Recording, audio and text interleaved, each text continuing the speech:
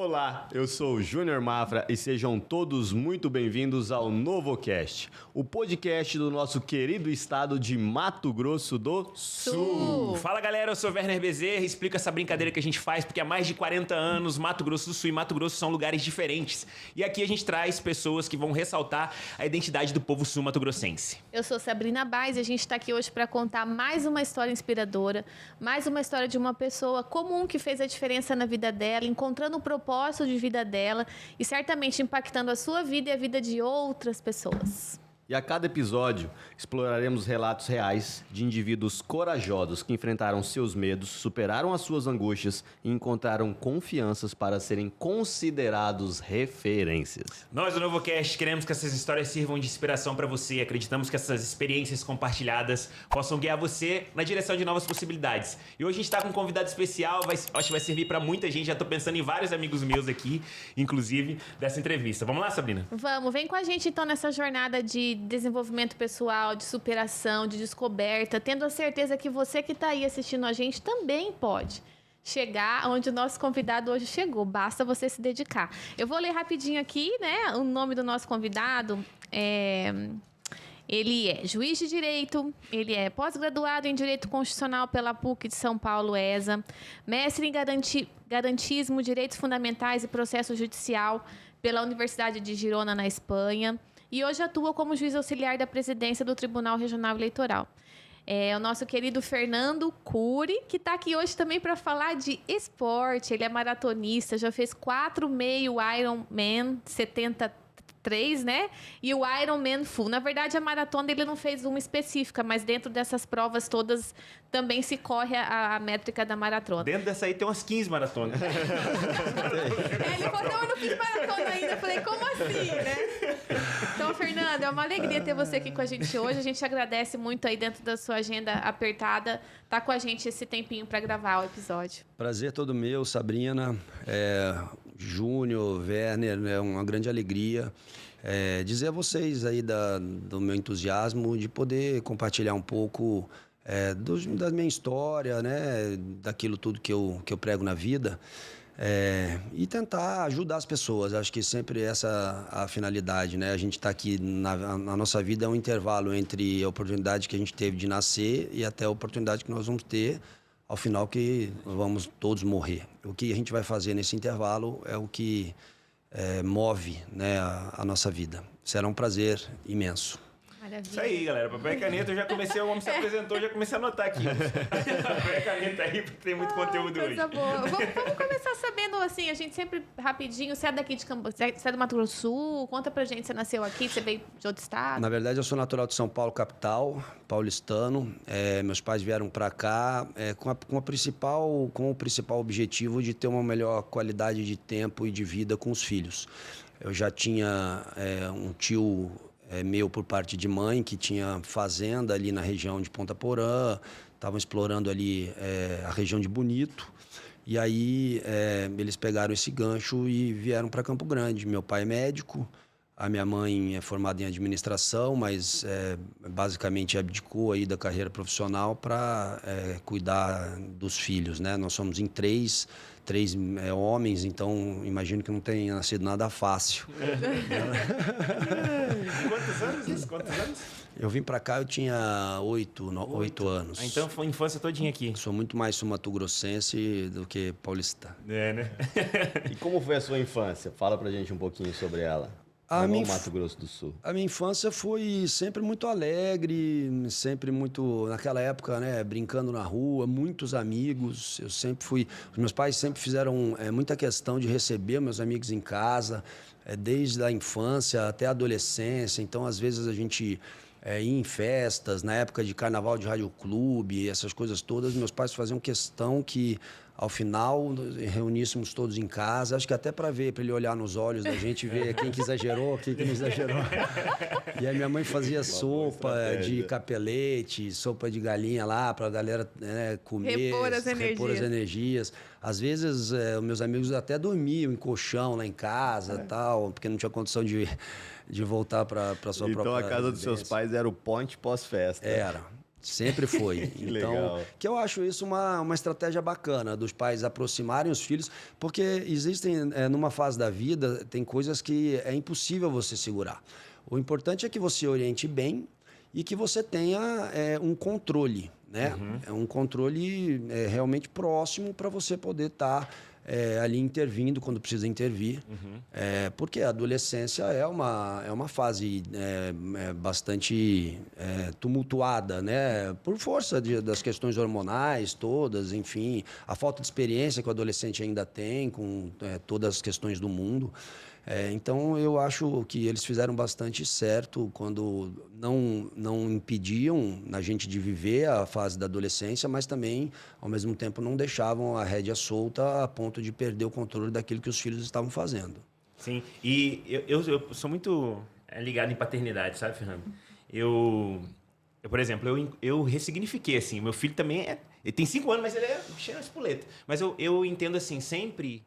É uma oportunidade da gente estar junto deles ensinando alguma coisa. Quanto mais seu filho for, entendeu? Espoleta, você falou, 3 homens, né? Não deve ter sido fácil. Então, fazendo muita, né? Enfim. E aí você tem uma oportunidade de ensinar, de olhar nos olhos, enfim, de mostrar uma lição. Você tem alguma lição que o seu pai te ensinou? A gente estava brincando aqui que seu pai Você é o filho do Cury mais famoso do Brasil, do Mato Grosso do Sul. Você lembra alguma lição, assim, que o seu pai, uma coisa que você traz hoje para a tua vida, que você fala assim, putz, isso aqui é do meu pai, né, da convivência com meu pai? Eu acho que a coisa mais marcante que eu tenho do meu pai é a determinação, a honestidade e, principalmente, a vontade de sempre vencer.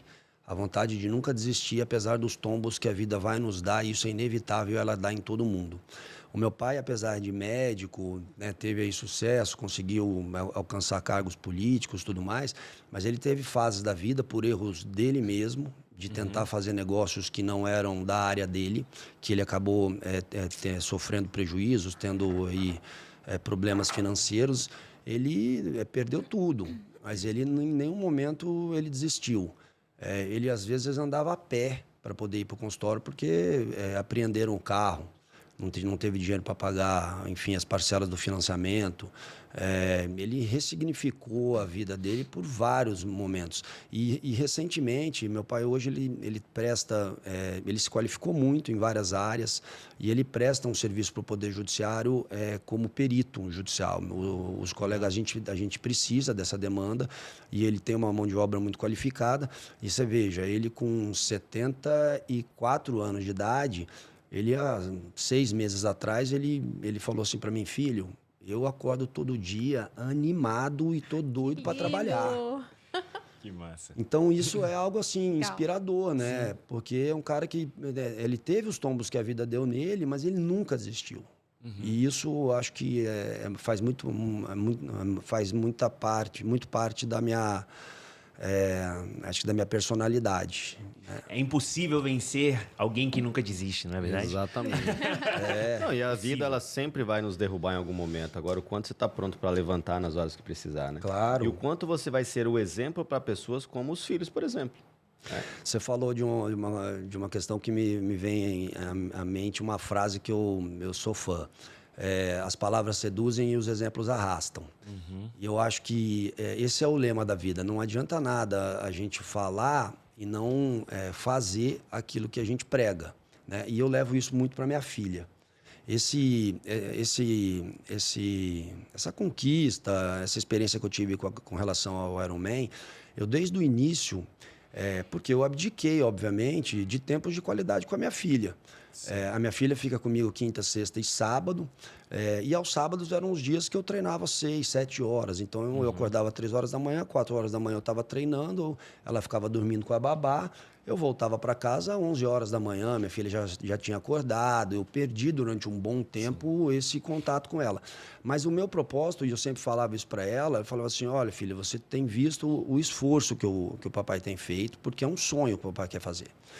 E na tua vida vai ser assim. Se você que tiver um sonho de ser médica, você vai precisar se esforçar ao máximo para você ser uma médica, e não só médica, você ser boa. Se você quer ser policial, se você quer ser juíza, se você quer ser atriz, o que você quiser fazer, você precisa se dedicar muito. Porque eu vou estar do seu lado sempre, mas quem precisa fazer é você. Eu posso te dar os caminhos, mas eu não consigo fazer por você. Então é isso, é a gente poder dar para os nossos filhos, de fato, os exemplos que a gente quer que eles levam para a vida. Sim, foi o que aconteceu com o teu pai, com você, com teu Exatamente. pai. Tá acontecendo. Que legal, cara. E você, quando era adolescente, tinha um sonho de ser juiz? Na verdade, esse Você sonho... estudou no Dom Bosco também? Eu estudei no Dom Bosco. Esse sonho me despertou quando eu tive uma oportunidade de fazer um estágio no Tribunal de Justiça daqui. Eu fui estagiário de um desembargador que já é aposentado, que chama o Hildebrando Coelho Neto. E ele sempre foi um cara muito reto, muito justo, um cara assim, isento de qualquer pressão. E ele me ensinou muito, sabe? Ele me deixou assim, com os valores que meu pai sempre pregou também, sabe? De você não negociar com honestidade, de você ser uma pessoa firme pelos seus propósitos, de tentar sempre fazer o melhor.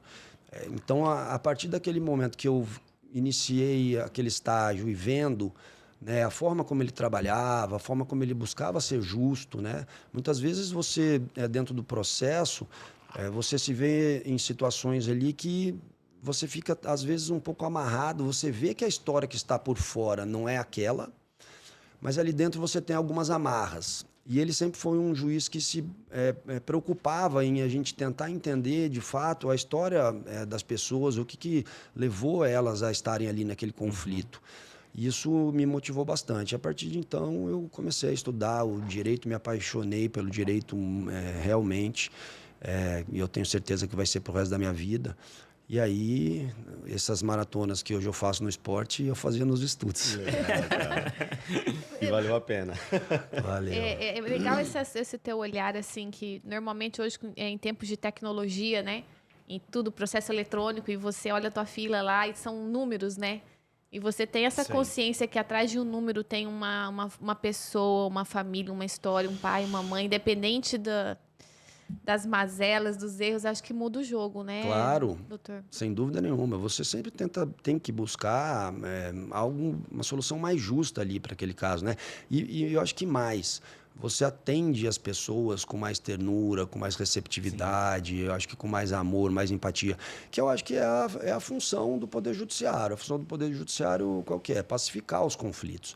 Então, ainda que seja lá qual for sua decisão, se você atender as pessoas bem, se você atender com empatia, se você transmitir a tua vontade de solucionar da melhor maneira o problema que está sendo apresentado para você, seja lá qual for sua decisão, ela vai acabar desagradando a um ou a outro.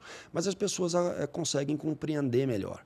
Agora, o ruim é aquela pessoa que distrata, que não atende, né, que é grosseira. E aí, óbvio, as pessoas estão indo lá buscar uma solução. Muitas vezes as pessoas querem ir lá, a parte chega lá, por exemplo, numa audiência de alimentos, numa audiência de divórcio, ela quer ser ouvida. Ela quer dizer, doutor, olha, eu estou passando essa dificuldade aqui, o cara não quer me pagar 30% do salário mínimo. Se você não dá essa oportunidade para a pessoa falar, para a pessoa desabafar ali, você está, na verdade, fazendo o seu serviço, acho que de uma forma pela metade, né?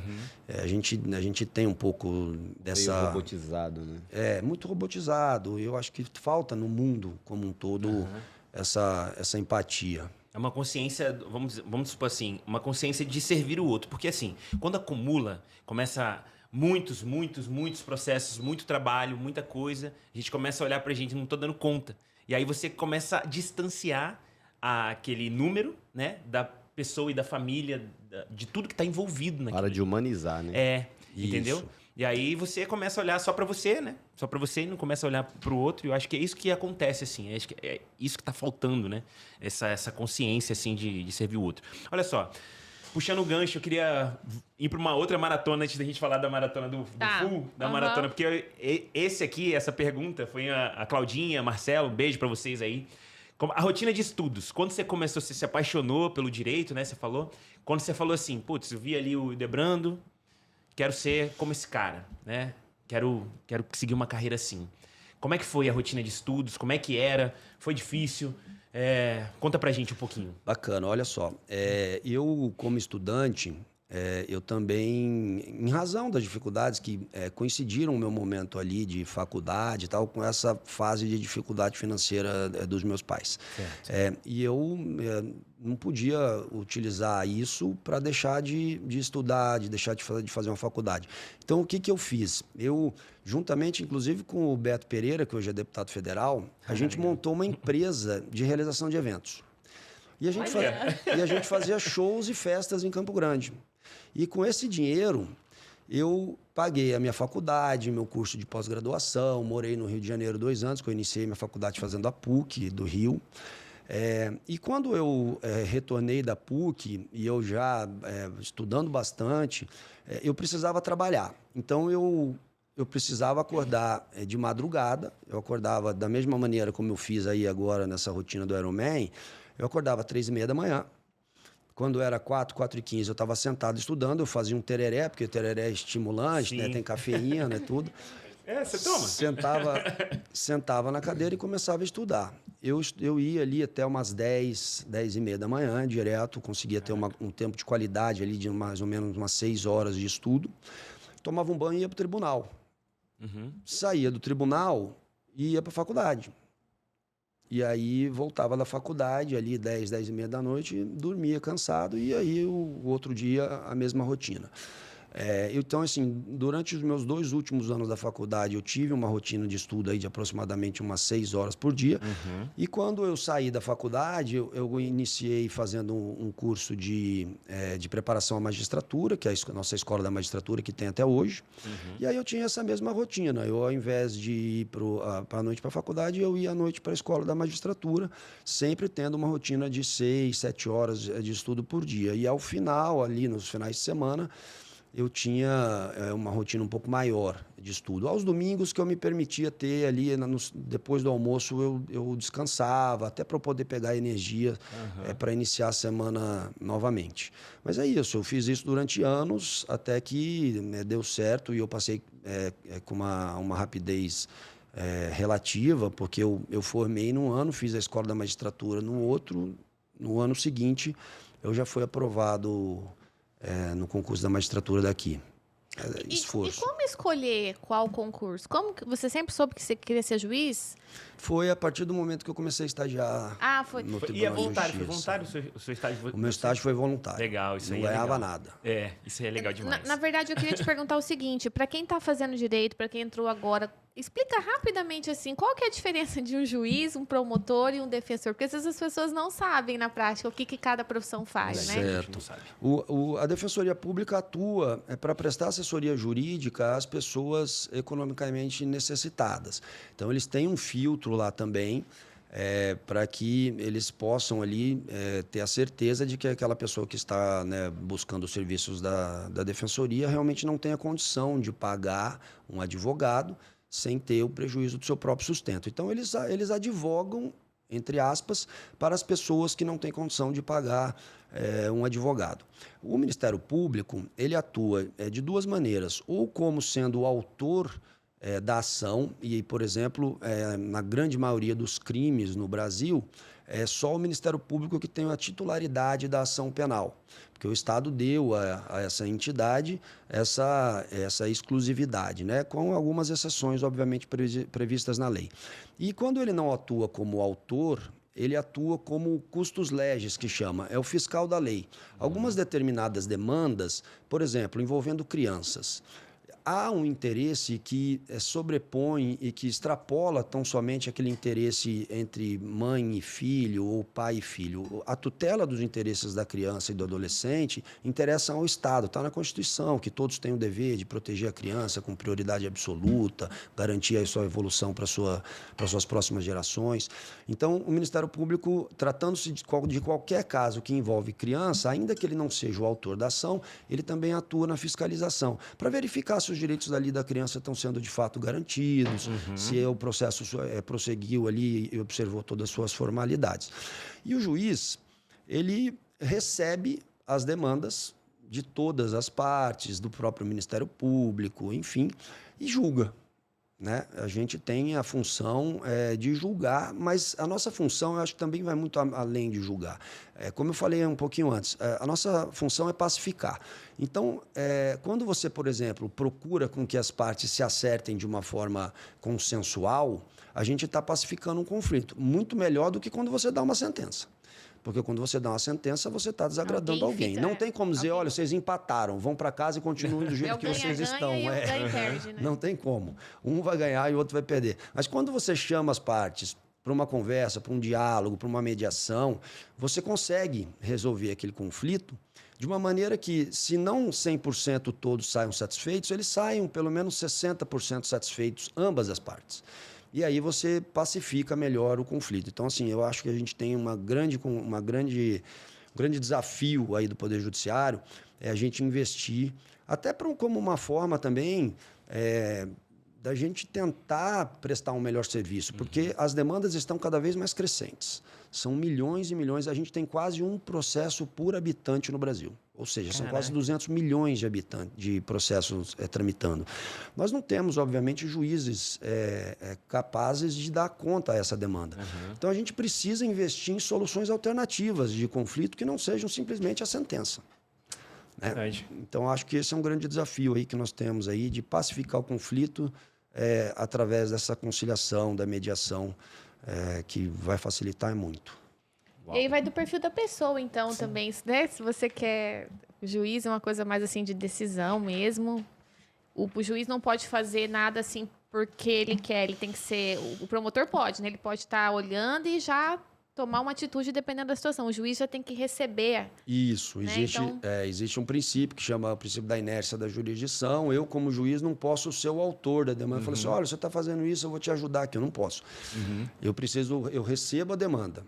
A partir do momento que eu sou provocado, né? Porque qual que é a grande ideia de existir o judiciário, né? No mundo inteiro?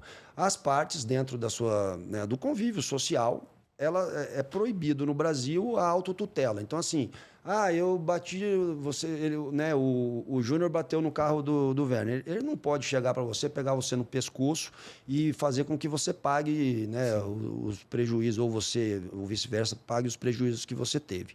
Então, assim, na hipótese das pessoas não conseguirem resolver os seus conflitos de uma forma privada, aí então eles vêm ao Estado e dizem, olha, eu tive esse problema com essa pessoa e não estou conseguindo me acertar, então eu preciso que você, Estado, dê a solução para esse caso.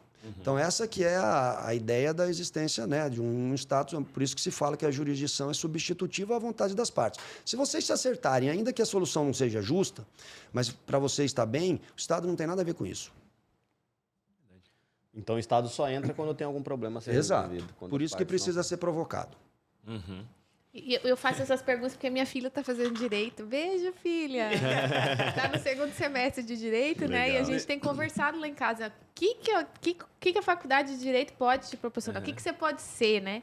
Ela gosta muito do inglês, ela é bilíngue e tal. Eu falei, pensa também, procura alguma coisa aí de direito internacional. Claro, sensacional. Não, e o legal, assim, de trazê-lo aqui é porque existe uma lacuna muito grande entre conversar com um juiz sobre a história dele, né? Porque normalmente é uma vida mais reservada, uma vida mais privada. E as pessoas têm muita curiosidade de saber como chegou lá.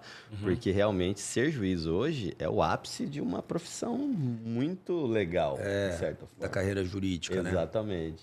E engraçado, né? Quando a gente não conhece a pessoa, sabe, Fernando? Aí você fica imaginando como ela... Aí eu vi a foto aqui e tal, e aí a gente fica imaginando como é que ela é. E ele chegou, ele é um pacificador mesmo, né? Ele é muito calmo, mas é muito, muito calmo. Você falou da tua rotina de estudo, e tem muita gente que estuda, de fato, né? As pessoas que eu dei um alô aqui, elas estudam, elas têm uma rotina de estudos, às vezes pesada, mas quando chega na hora H de performar, entendeu? Que é a hora da prova. Né? Não consegue botar isso pra fora. Eu vejo que você é um cara muito, muito calmo. E talvez essa parte da tua mentalidade, né? De calma mesmo, de paciência, talvez de confiança, isso seja uma confiança, uma convicção. Você fazia algum tipo de treino mental, assim, pra chegar na hora da prova e, de fato, aquela rotina de estudo, tudo que você se preparou, que você falou assim, eu me preparei anos para chegar na prova e fazer. Que dica que você tem para as pessoas que estão estudando, que estão com uma rotina pesada, para que elas cheguem na hora da prova e façam aquilo que elas se dedicaram anos, Né? Porque uma coisa é você fazer. O empenho é diferente do desempenho. Entendeu? E eu acho que muita gente sofre. É o treino e o campeonato, né? Muita gente sofre aí. Inclusive, isso também deve ter servido pro Ironman, né? Porque o Ironman, né? Você chega na ansiedade da prova lá e de repente você dá o crash aí. Perdeu, cara. Né? Assim, pegando esse gancho, eu acho que são dois pilares, assim. Uma eu falo com toda certeza que é o esporte. O esporte me mantém uma serenidade, uma sanidade mental Tô contigo, hein? muito Total. bacana. E a outra que eu acho é a gente saber os nossos limites, compreender que eles existem e tratá-los. Quando eu estava fazendo a segunda fase da minha prova da magistratura, a gente iniciou esse concurso com cerca de 1.200 candidatos e nós estávamos ali na segunda fase em cerca de uns 40 candidatos. E aí, meu pai, ele saía para trabalhar às 6 e pouco da manhã, eu estava lá no meu quarto estudando desde as 4. E ele vendo aquilo, ele falou assim, filho, um dia ele entrou no meu quarto e falou assim, filho, você acha que as pessoas que estão aí, esses 40 que estão aí com você nessa fase, eles estão estudando menos que você? Eu falei, não, pai, pelo contrário, eles estão estudando mais, porque eu tenho que trabalhar. Então, eu vou daqui até umas 10h30, 11 horas, depois vou ter que trabalhar. Ele falou, mas não vai ser isso que vai ser a diferença nessa prova. O que vai se fazer diferença nessa prova é o seu estado psicológico no momento de fazê-la. Ele falou, por que você não procurou ajuda? Que legal. Aí eu falei, eu inicialmente resistente, né? Falei, não, pai, eu estou estudando, vai dar tudo certo e tal. Mas chegou um momento que, quando foi começando a chegar próximo da prova, eu já me via mais ansioso. Dificuldade para dormir. E aquilo, obviamente, te atrapalha no teu desempenho no outro dia. E aí um dia eu falei para ele, pai, eu vou aceitar aquela tua dica, se você tiver um profissional para me atender, para me indicar tal. E ele me indicou, meu pai sempre foi muito ligado à área de saúde, né? E ele me indicou, então, para uma psicóloga e eu passei a incluir aí na rotina algumas sessões ali de terapia, né? E isso foi, assim, determinante na minha vida. Na hora da prova, olha, até me arrepia. Aquilo me deixou ali de um estado, eu sempre fui muito seguro. Mas eu precisava de uma autoafirmação ali naquele momento, naqueles 45 minutos do segundo tempo, eu precisava de uma ajuda. E isso, não tenho dúvida nenhuma, que foi determinante. Então, o que eu oriento, assim, nunca deixar de fazer atividade física, ainda que a sua rotina de estudo seja, assim, massificante, e ela precisa ser, se você quiser passar num concurso desse. Mas se você tiver um tempo, ainda que seja 1 hora por dia para você fazer, cuidar da tua sanidade mental, né, do teu físico, os ganhos que você vai ter vão ser muito maiores do que aquela 1 hora que você, entre aspas, vai estar deixando de estudar. Isso vai te trazer calma, vai te tirar a ansiedade. E de uma outra coisa, tira aquilo que, na minha opinião, só prejudica, que são os remédios. Né? A gente troca a terapia e o controle da ansiedade pelos remédios, pelo esporte, que é aquele livro do Nizam e do Arthur Guerra. Não sei se vocês já ouviram falar, tem um livro do Nizam e do Arthur Guerra que chama Você Aguenta Ser Feliz? E essa história é sensacional. O Nizam Guaianais, o maior publicitário que o Brasil já teve, prêmio em Cannes, milionário. Tudo que, assim, as pessoas, né, que a sociedade fala assim, eu queria ser o Nizam, o cara condecorado mundialmente na publicidade, rico, não sabe onde ter mais dinheiro. E ele pobre de saúde mental, física, cheio de problema. E um dia ele chega no Arthur, um médico psiquiatra, e vai lá se consultar com o Arthur. E o Arthur vê tudo aquilo, ele contando toda a história dele, e ele fala assim, o Arthur fala para o Nizam, você é um cara tão rico, tem tudo na vida, tem família, mas ao mesmo tempo tão pobre. Tão pobre de saúde, tão pobre de felicidade, tão pobre, né, de saúde mental. Ele falou assim, eu vou te fazer uma proposta, Nizam. E aí ele fala, você aguenta ser feliz? Que é o título do livro. E aí ele propõe pro Nizam um início de um tratamento em que ele troca os medicamentos, porque ele tomava medicamento para dormir, tomava medicamento para acordar. Então, assim, ele troca, né, essa terapia medicamentosa pela terapia do esporte. E aí inicia o Nizam nas corridas, no triatlon, tudo, e eles contam essa história aí entre relação entre paciente e profissional num livro que eu recomendo para todos lerem. Ah, já tá Que anotado legal. aqui. Já anotei aqui também. E é tão comum hoje em dia as pessoas usarem, né, de medicamentos para conseguir ficar, Demais. para estudar. Muitas pessoas que estudam tomam remédio para você ficar acordado na madrugada. Tá havendo muito, na minha opinião, eu acho que é excessivamente, né, a utilização desses medicamentos. Essas Ritalinas da vida, Vivance e tudo mais, realmente as pessoas estão usando muito. Eu não acho isso legal, porque de alguma maneira isso vai te atrapalhar no futuro. Se você se isso passa a fazer parte da tua vida, o teu organismo vai ficar dependente, isso é inevitável. E aí você troca um pouco. O nosso organismo ele é muito perfeito, a nossa biologia, enfim. Eu acho que há a possibilidade da gente nos estimular de uma outra maneira que não em cima dos medicamentos, né? Sim, vai ter uma consequência, né? Toda ação tem uma consequência, gente. E assim, tô até lembrando aqui do menino que tava passando o Ozenildo. Eu jogo futebol ali, né? E ele fazendo um rastelo lá, um homem simples, assim, muito tranquilo. Ele falou assim: Werner, a gente tem tudo. Se tiver saúde, a gente tem tudo. O resto a gente corre atrás. É isso aí. Entendeu? Foi fazer campeão, né? esporte. Foi campeão de futebol. O que a gente vê muito hoje é que as pessoas não entendem que a felicidade está nas coisas simples. Esse é o grande problema da maioria das pessoas hoje. Eu até estava vendo aquele Reels que fala que a depressão é a distância da alma, né? O Murilo Gun falou que a falando síndrome do pânico e a crise de ansiedade é um grito da alma. Da alma. Tem Então razão, isso é muito real, porque hoje a gente quer estar igual às pessoas, tendo o melhor celular, o melhor carro, a notícia muito rápido, eu quero ter informação ali naquele momento. Não precisa de tudo isso. O que tem que chegar na gente vai chegar. Só que as pessoas estão perdendo esse time, né? Então isso atrapalha muito, e aí é onde ela vai buscar da forma errada. Ao invés de buscar no esporte, ao invés de buscar uma saúde ali, ela vai buscar no remédio. E realmente isso tem atrapalhado muito as pessoas, né? A gente tem muitas histórias do esporte salvando Muitas. Muitas. Às vezes a gente, quem não toma o remédio, fica até meio anormal, né? Eu não tomo nada, nem pra dormir, nem pra nada, assim. E aí, não toma. E tal coisa, não. E tal coisa, não. Mas como que você não toma? Eu tomo água. Eu tomo água pra dormir. Então, mas aí é isso. Aí, ao mesmo tempo, as pessoas que te veem da tua rotina de corrida e tal, acham que você é doido também, né? E assim, né? Eu acho que é tudo simples e a gente complica.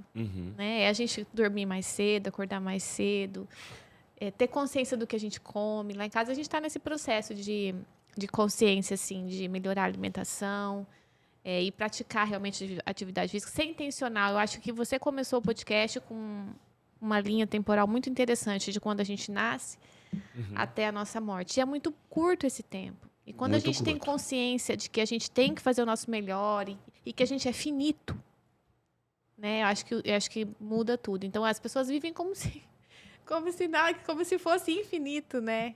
E é tão rápido. E sempre tentando buscar e pensar no amanhã, no depois, né? Me esquece, na verdade, de valorizar os momentos do dia, aquilo que você tem, né? Você está sempre querendo buscar algo a mais. Mas se você parar para pensar e falar, olha, o que eu tenho até agora, eu acho que a gente passa a ter mais gratidão. Eu acho que isso é importante a gente ter, sabe? Gratidão por tudo aquilo que a gente tem, poxa. Se você quer ver...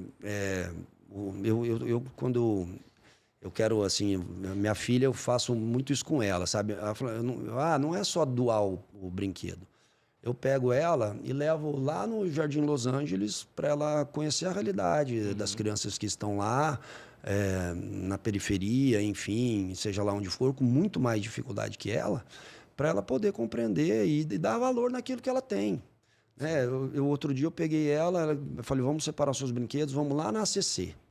Levei ela lá na ACC, ela conheceu a ACC, conheceu as crianças que estão em tratamento. A gente precisa dar valor àquilo que Deus, né, nos proporciona. E uma hora ou outra, eu acho que, óbvio, às vezes a gente toma um tombo, mas isso também vai te dar força para você levantar no momento do tombo. Então, eu acho importante a gente dar valor e viver o momento e tentar entender sempre a realidade do outro, que pode ter certeza que muitas vezes é muito mais dura que a tua. Isso seria um gancho legal aí. Como você lidar com a realidade do outro? Porque você vê várias realidades ali, através de processos, através de pessoas. Como é lidar com tudo isso? Porque você vê muita coisa ali que às vezes impacta, outras que dão uma raiva ali naquele momento. Como é lidar com isso? Olha, a minha atividade, né, a atividade de juiz é uma atividade bastante carregada de emoção. E as emoções são as mais diversas, como você falou, né? Às vezes você vê coisas bonitas ali na tua frente, mas às vezes você vê coisas horrendas. Então, a gente acaba ficando meio, de certa forma, um pouco cético, sabe? E a gente precisa, eu acho que a minha ideia é sempre cuidar da parte espiritual, da minha parte aí, pessoal, para evitar que a gente se torne aí pessoas céticas no ser humano. Dentro do processo, eu preciso ser técnico também, né? Não dá para eu também sair trazendo soluções da minha cabeça. Então, a gente tem limites que estão na lei, enfim, que você precisa observar. Mas eu acho que o principal é a gente acreditar, eu acho que no ser humano, na minha área mesmo que eu atuo. A minha área, eu sou juiz da execução penal de Campo Grande. Todas as pessoas que estão com a liberdade cerceadas aí por algum motivo, que estão presas no regime fechado, são de minha responsabilidade. Cometeram crimes, alguns deles, vários deles, crimes horrendos. E aí eu preciso, de alguma maneira, buscar com que essas pessoas, quando saiam, não cometam novamente. Uhum. Então, eu preciso acreditar nelas. Porque se eu não acreditar, aí a gente vai jogá-las lá e quando voltarem, vão voltar, obviamente, muito pior. A gente precisa eu preciso acreditar nas pessoas, eu preciso acreditar que seja lá qual for o motivo e eu preciso, na verdade, colaborar para que isso aconteça. Quando eles saírem de lá, eles sejam pessoas melhores e que possam não fazer novamente o que fizeram, né? Eu acho que acreditar nas pessoas é um grande desafio que nós temos, né? Eu ia te perguntar se está muito difícil acreditar nas pessoas. Às vezes não. Em todos os dias eu peço ajuda de Deus para isso. Eu rezo todos os dias para me dar luz para isso. Bom, gente, o Fernando está aqui com a gente hoje, doutor, porque a Ingrid, né, no episódio aqui com a gente, a nossa Ironman Full. Beijão pra Ingrid. Beijo, Ingrid. Falou dele, né? Então, vamos voltar um pouquinho o papo pro esporte mesmo. Quando que você teve contato com a primeira corrida? Quando? Foi desde criança, adolescente? Conta pra gente um pouquinho como que você conheceu o esporte até chegar nesse super desafio aí. Eu faço esporte desde criança. Na época que eu estava em São Paulo, eu jogava bola, participava de campeonatos ali na época pelo Colégio Santo Américo. Os meus pais sempre foram incentivadores ao extremo a essa filosofia de vida. Uhum. E eu lembro assim, ainda a gente jovem e depois também quando adolescente, podia sair, voltar 1 hora, 2 horas da manhã. Meu pai entrava no nosso quarto de manhã cedo. Bora, gurizada, vamos correr, vou levar vocês pro clube, vamos jogar tênis. Eu despertei um amor pelo tênis também ainda quando criança, logo que eu cheguei aqui. Treinei tênis a ponto de repente, chegar num momento em ter que escolher, tentar uma carreira profissional ou ir para o estudo. Uhum. Eu lembro na época, eu jogava infanto-juvenil na categoria 14 anos, eu era o 8º do Brasil na categoria 14 anos. Então, assim, eu tinha uma rotina de esporte intensa. Treinava 5 horas por dia tênis nessa época. Então, sempre fez parte. E de todos os tipos. Você falou do futebol, já joguei muito futebol. Todas as pessoas que jogam futebol aqui, eu conheço a grande maioria. Então, assim, então sempre foi. E aí aquilo me trouxe uma linha de pensamento que eu tenho hoje, que eu acho que o esporte é um grande instrumento de transformação social.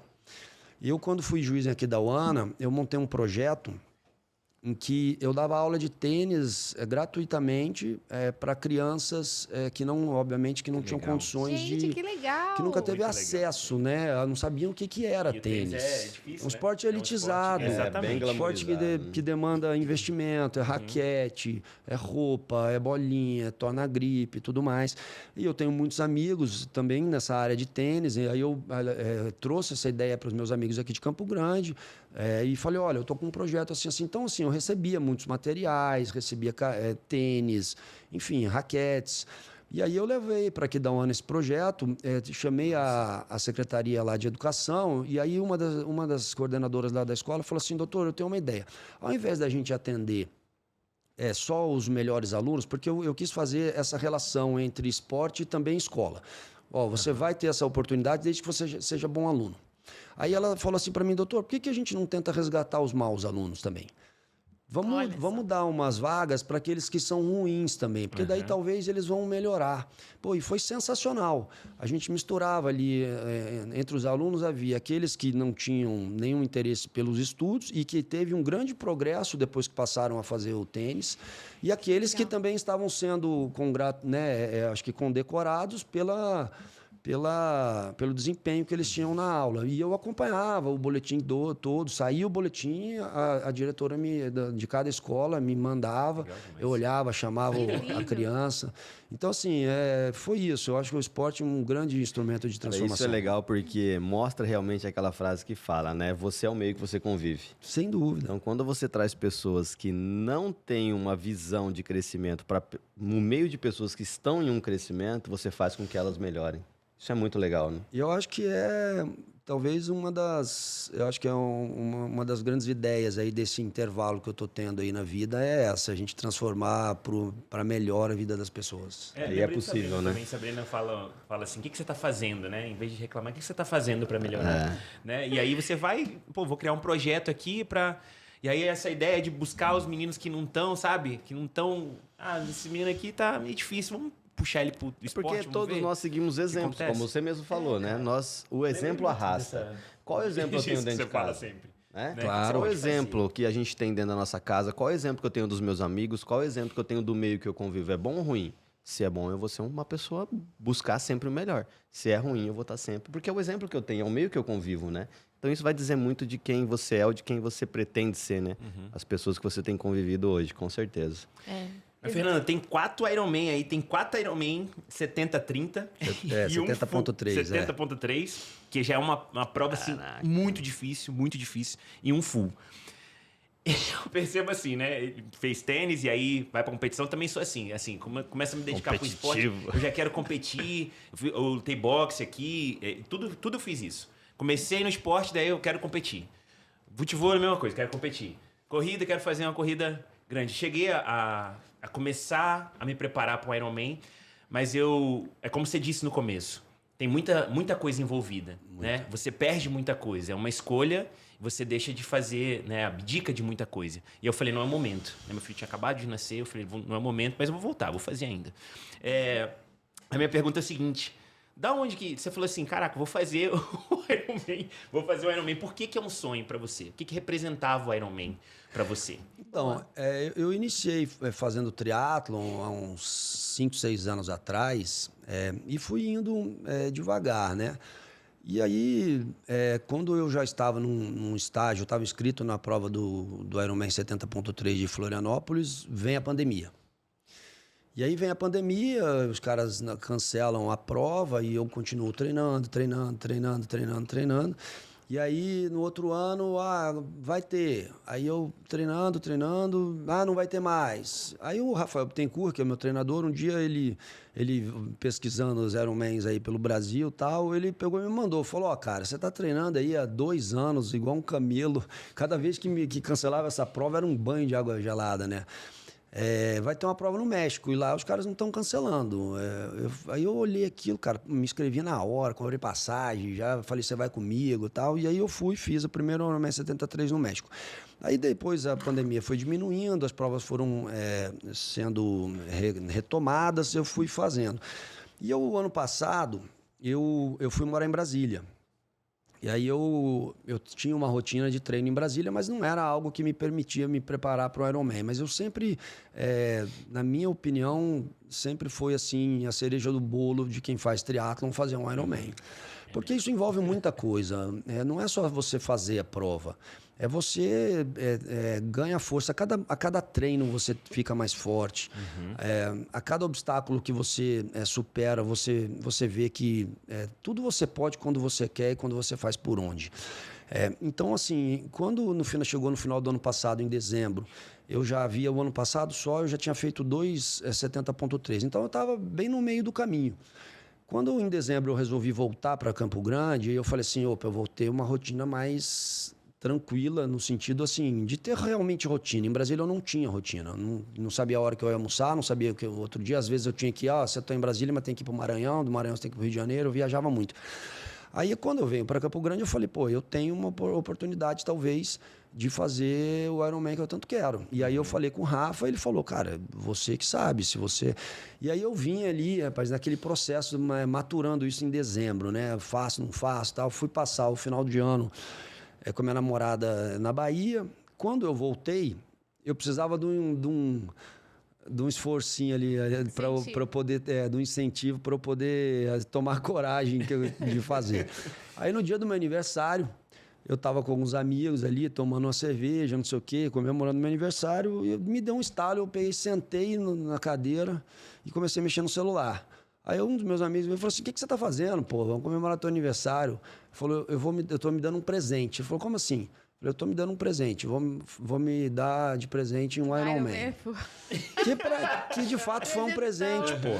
Porque foi um presente porque me tornou a minha vida melhor, eu me tornei um cara mais forte, eu tive um processo de amadurecimento muito bacana, conheci pessoas incríveis no decorrer dessa preparação e de fato foi um presente. E aí quando iniciou, eu no dia 7 de janeiro era isso, no dia 8 eu estava treinando. Fernando, E aí não parei mais. explica para quem tá assistindo a gente, só para eles entenderem, porque assim, eu fiz minha primeira meia maratona, já falei aqui, né, aqui em Campo Grande, e para mim foi difícil correr 21 km. Conta pro pessoal os índices, o que é fazer o Ironman full mesmo? O Ironman são 3.800 metros de natação. No mar, né? No mar. 180 quilômetros de bicicleta Bike. e 42 quilômetros de corrida. Isso é tudo no mesmo dia, tá? Viu? Entendeu? No mesmo dia. Um seguido do outro. Seguido do outro, né? Isso dá quantas horas de prova? Eu fiz em 12 horas e 30. Cara, eu achei legal a frase que você falou assim, tudo você pode quando você quer e faz por onde. Exato. Quantas pessoas no estado você conhece que querem, que têm a vontade de fazer Ironman e quantos realmente fizeram por onde?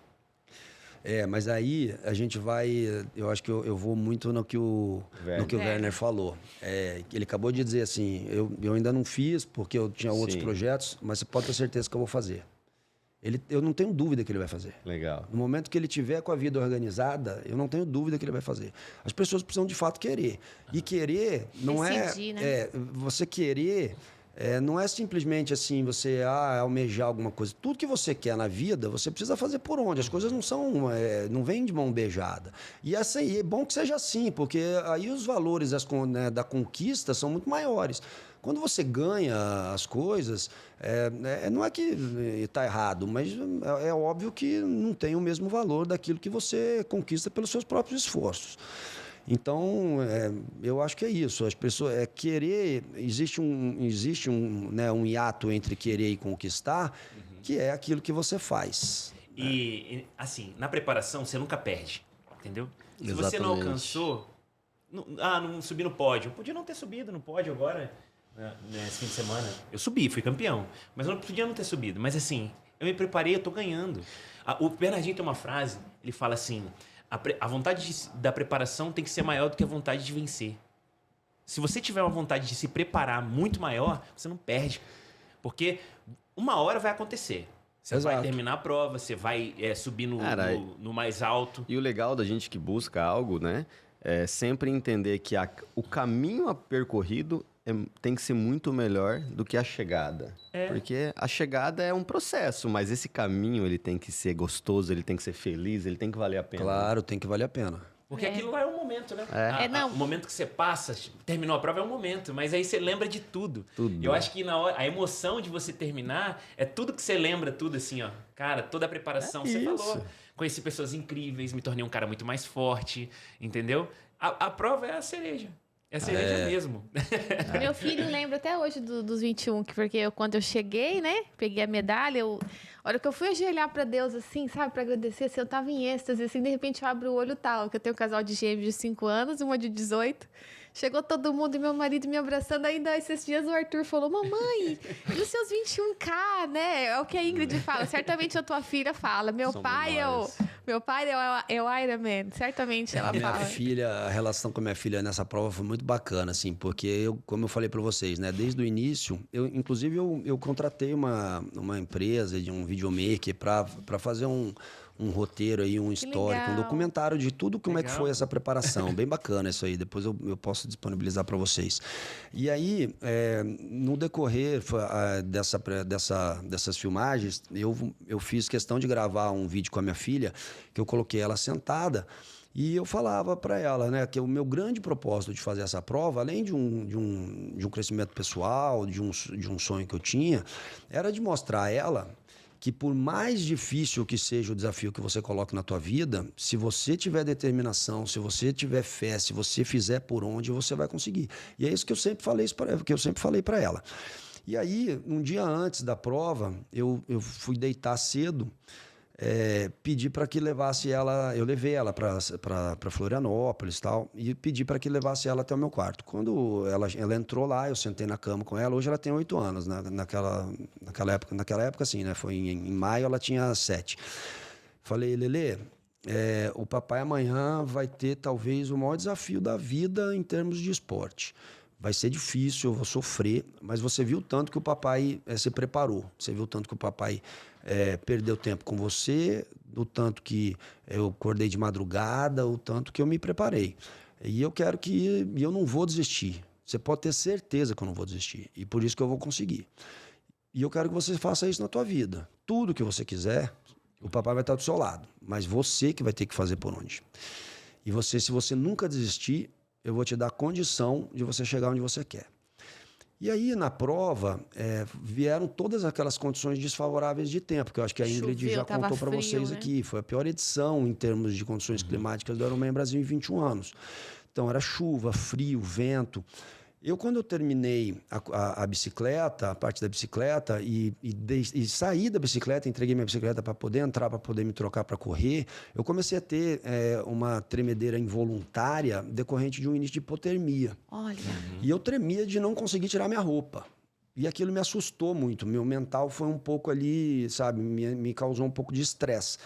E eu comecei a ter aquela dúvida se eu ia ou não ia conseguir correr, se eu ia desistir? até mesmo, eu pensei umas 2, 3 vezes. Aí um médico me falou assim, não sai para correr agora, senta. Ele conseguiu tirar minha roupa, porque eu não conseguia tirar o zíper. Me tirou minha roupa e me deu uma manta térmica. E aí eu fiquei ali na manta térmica, ele me deu sopa ali quente e tal. Eu fiquei uns 15 minutos enrolado na manta térmica ali, né, naquela luta, se eu ia, se eu não ia. E aí em um determinado momento eu falei assim, pô, mas qual vai ser o exemplo que eu vou dar para minha filha? Caralho. Eu falei para ela isso ontem, que eu não ia desistir. E se ela me ver desistir, ela vai né, pensar que ela vai ter o direito de fazer isso no decorrer da vida dela. Eu falei, eu não vou desistir, cara. Tirei a manta térmica, vesti minha roupa, botei o tênis e saí pra correr. Cara, quem tem um porquê enfrenta qualquer como. Ai, gente. Louco, né, velho? Piada aqui. A gente tira umas forças Caraca. sabe?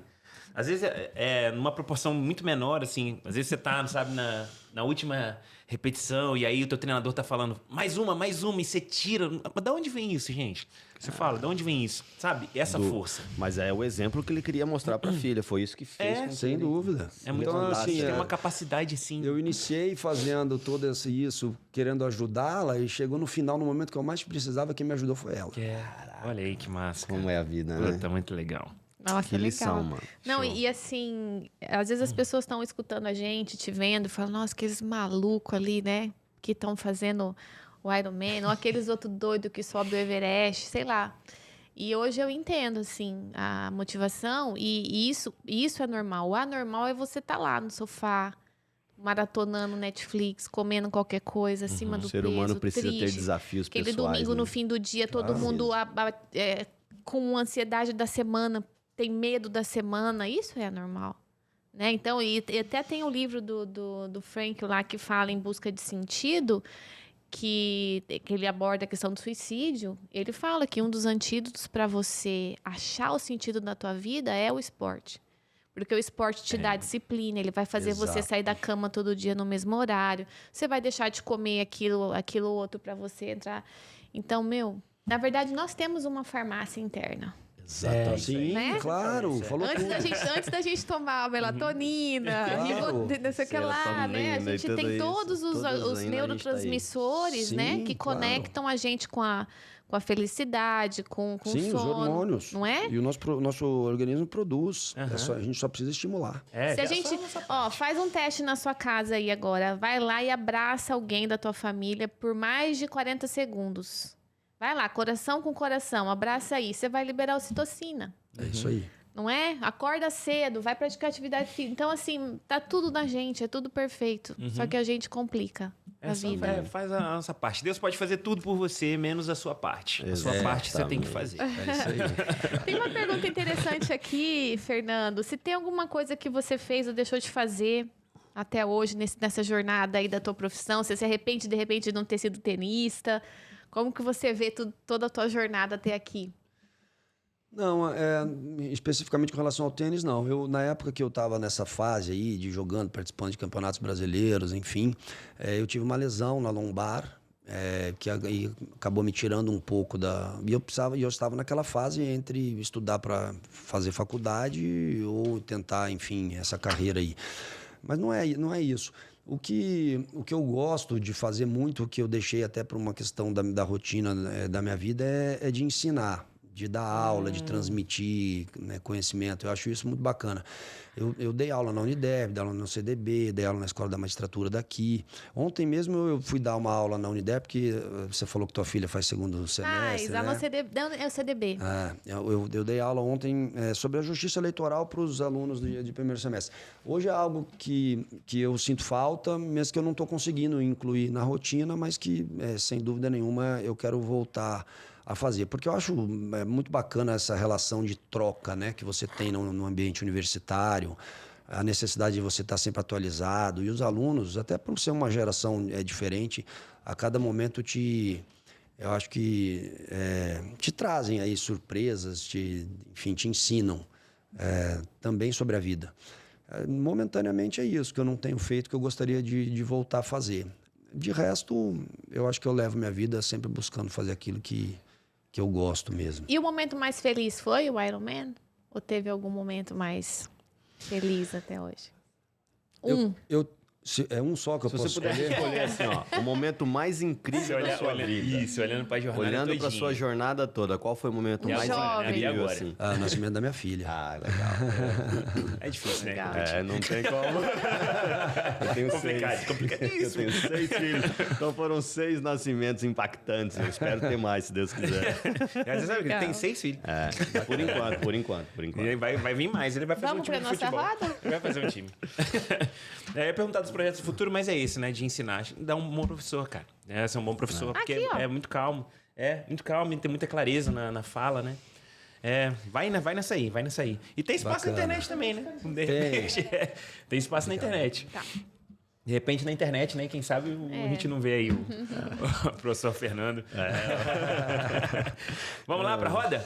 Vamos A gente lá. vai pro final do podcast. Vamos Bom, lá. então agora nós temos um momento muito especial, que é a nossa roda de tereré. E na roda de tereré não tem muita resenha, assim como é a dinâmica do tereré. A gente pega aqui, toma e devolve pra pessoa. A gente vai fazer perguntas rápidas pro nosso convidado. Ele vai responder também de forma mais rápida, de forma mais dinâmica. Mas fique tranquilo.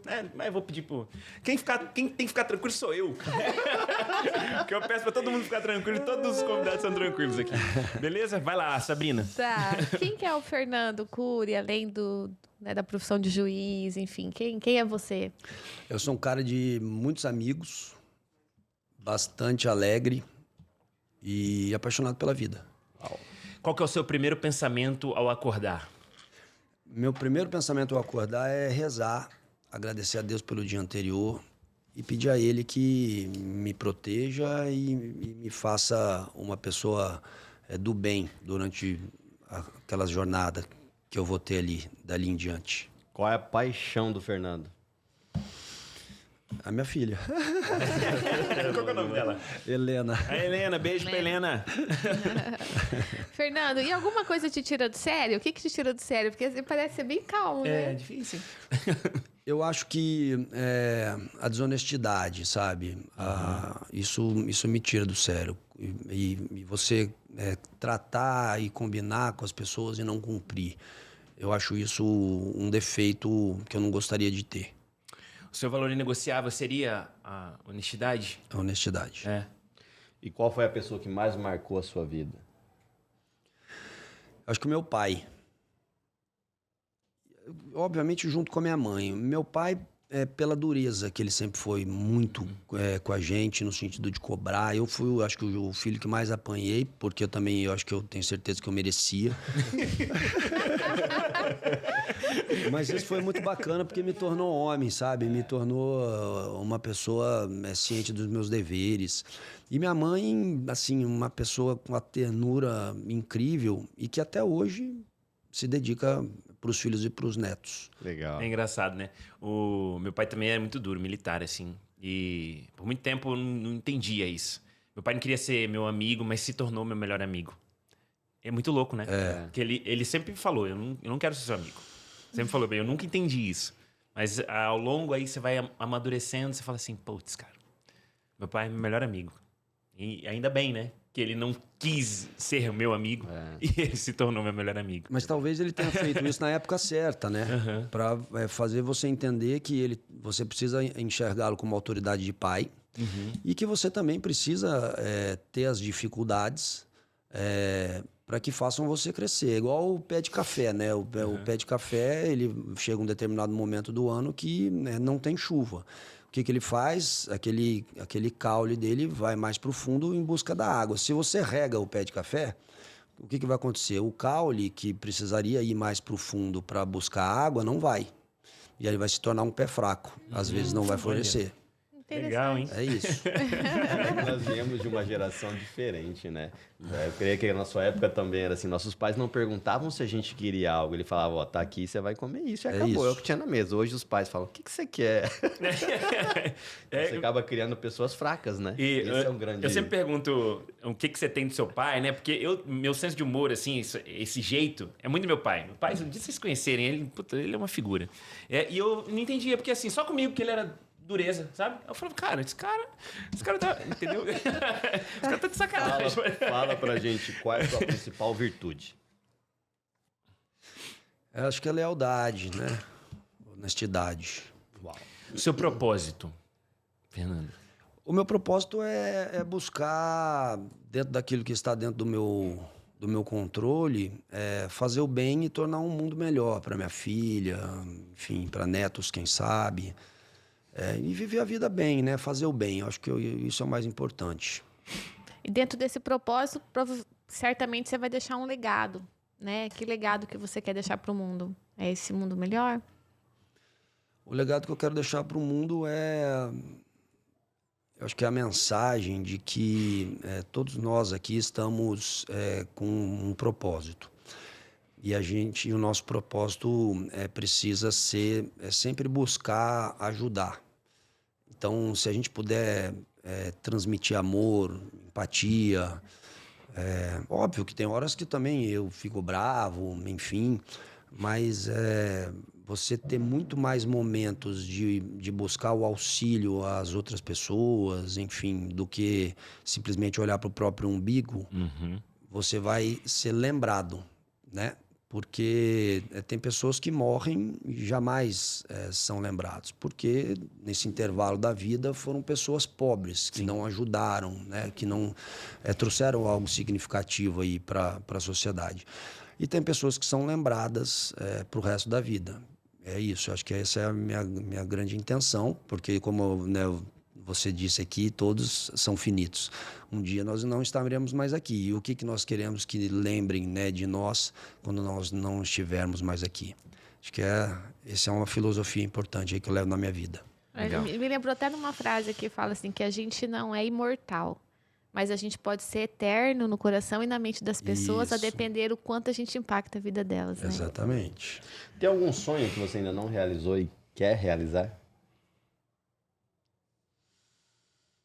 Nossa, agora você me pegou, hein? Sinal que tá tudo em dia. Sinal que tá tudo em dia. Legal. Não, eu acho que sonhar é importante para qualquer pessoa, mas eu não tenho necessariamente assim algo que fala assim, nossa, esse é o meu sonho que um dia eu vou fazer. Eu acho que eu tenho um sonho, mas eu tenho certeza que ele nunca não irá acontecer, mas tá absolutamente compreensível e eu me lido bem com isso. Eu tenho muita vontade, eu gostaria muito de que Deus tivesse me dado o dom de tocar violão, mas eu não tenho. Tudo, não, pelo amor de Deus. Ó, a gente é quase da mesma idade. De ser bom cantor, eu não tenho. Não, a gente é quase da mesma idade, começa igual eu, começa no ukulele, tem só 4 cordas. É Eu verdade. estou aprendendo a tocar. É sério Não, e mesmo. dá sim, dá. Pelo amor, Claro. não, então tá resolvido. Não, tocar eu acho que toca. O problema é o dom da tocar, voz. ok. Esse eu tenho que nascer de novo. Mas você conhece o Dr. Paulo Zene?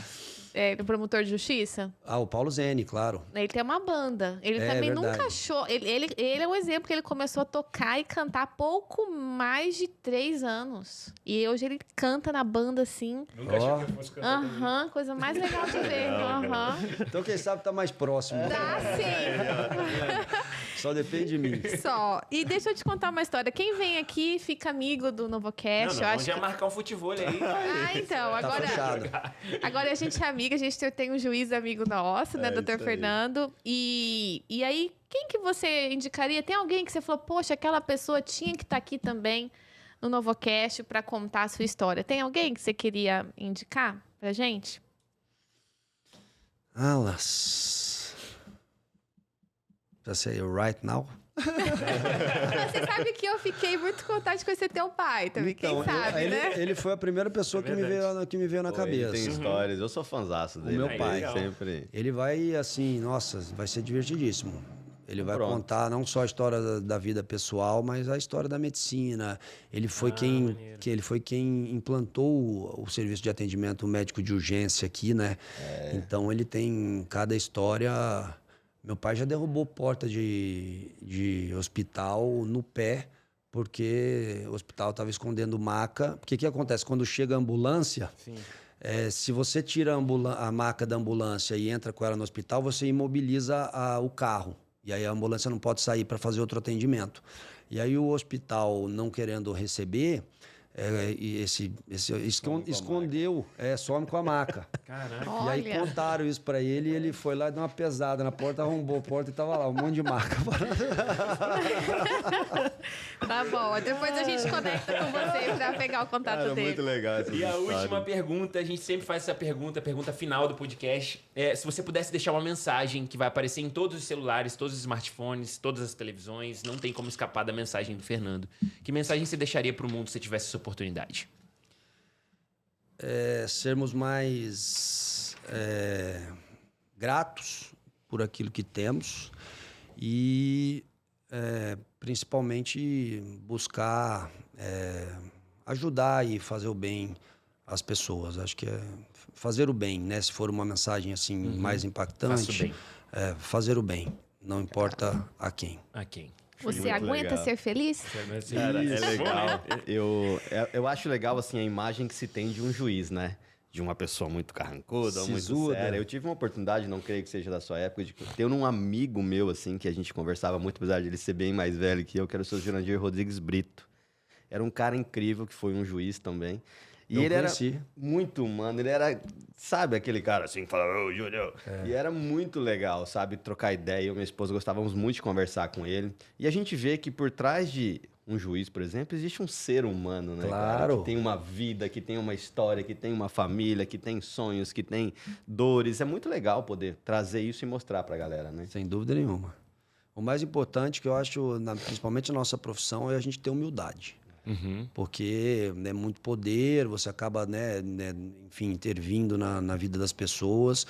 E isso não pode fazer você acreditar que você é mais do que alguém. Sim. Então é importante que o juiz é um lema na vida de que ele é igual a todos, é falível como todos, e que tão somente escolheu uma profissão que Deus deu a oportunidade dele aqui fazer os julgamentos. Na verdade, o grande julgamento mesmo, só quem faz é ele. Né? Exatamente. Legal demais. Muito legal bom demais. esse bate-papo, incrível. Fiquei encantado aqui. Muito bom, obrigado pelo seu tempo, viu, por compartilhar histórias aqui. Eu lembrei de um livro, não sei se já ouviu falar, A Morte de Ivan Ilitch, do Tolstói. Não. É uma novelinha, 90 páginas. Vou anotar aqui. E fala e a história de um juiz. Ele não tem nada a ver com você, não lembrei por causa disso, mas assim, você começou falando no podcast sobre finitude. A gente falou sobre finitude aqui, né? E Ivan Ilitch é uma pessoa que não pensou sobre sua finitude, era um juiz e ele estava no auge de sua arrogância. Quando ele chegou no fim da vida, estava tarde demais para ressignificar, enfim. Bacana, Acho que você deu um vou ler esse exemplo livro. aqui, né? Muito legal por conta da profissão. Essa frase final, né? Da parte do poder porque isso mexe com as pessoas, de fato. Né? Se você quiser conhecer uma pessoa, dê poder a ela e você vai conhecer a essência. Né? Obrigado, de verdade. Muito legal. Toda a história. Acho que vai ser inspirador para todo mundo. Compartilhem, mandem para todo mundo. E deem like aí também no nosso vídeo. Sabrina. Agradecer? Cara, eu vou guardar uma frase aqui e vou te dar os méritos, mas vou estar sempre falando que eu fiquei encantado. Tudo você pode quando você quer e quando você faz por onde. Valeu, obrigado. E a minha frase vai ser: você aguenta ser feliz? E eu queria agradecer, né? Agradecer o Dr. Fernando por estar aqui. Eu acho que a mensagem que eu tiro do podcast hoje aqui é: independente da tua profissão, né? Tenta resgatar o amor que você tem por ela, né? Tenta... sabe quando você sai assim, puxa, aquela pessoa me atendeu, ela é diferente, né? Ela foi, seja um Uber, seja um médico, seja um juiz, seja o que for, né? Tratar as pessoas de uma maneira diferente, como você pensando que é um ser humano, pensando que você pode fazer melhor. Então, eu também adorei, acho que o programa foi, né, formulado muito, muito legal e fica a nossa gratidão, tá? Sigam o canal, compartilhem, por favor, e é isso. É isso. Valeu. Obrigada, Vamos espalhar a Fernando. mensagem do Novocast aí pelo mundo. Valeu, Valeu. tchau, tchau. Show.